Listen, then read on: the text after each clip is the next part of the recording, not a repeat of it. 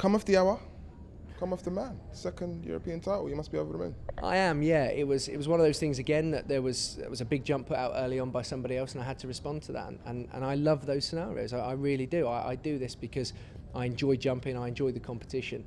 And it was great to see one of my best friends in the sport, Michel Toneas, go out there and put out a 20. I'm gutted for him. He hasn't actually qualified for the Olympics yet. He's been hitting windy jumps. So I'm hopeful that he gets that because he is one of my best friends, and it's nice to have your friends out there when you're competing.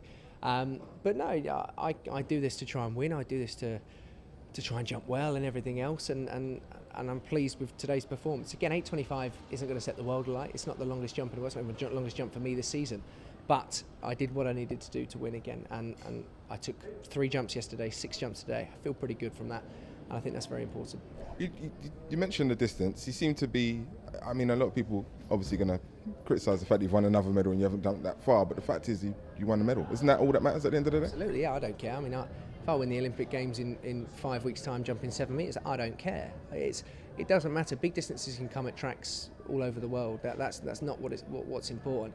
It's the medals that are important. And to be able to look back at my career already and say I've won 5 major titles, I'm still the Europe's best jumper. That's a big deal, and that's how I've always wanted my career, medals. And you speak to any ex-athlete, they don't care what times they did, what distances they jumped or through. All they wanted was medals. And I've spoken to plenty who have won Olympic medals and people who haven't, and they said they'll change everything just to have an Olympic medal. I've already got that, and I'm aiming to get another. And you came in less than 100%, right? Yeah, I mean, I've been dealing with this neck. That's why I've not jumped for the last month, and obviously loss of hearing, which has been a real nightmare and very, very frustrating for me. But you've got to deal with it. These things happen. I mean, there's not many jumpers in the world, I think, that have lost their hearing from doing the event.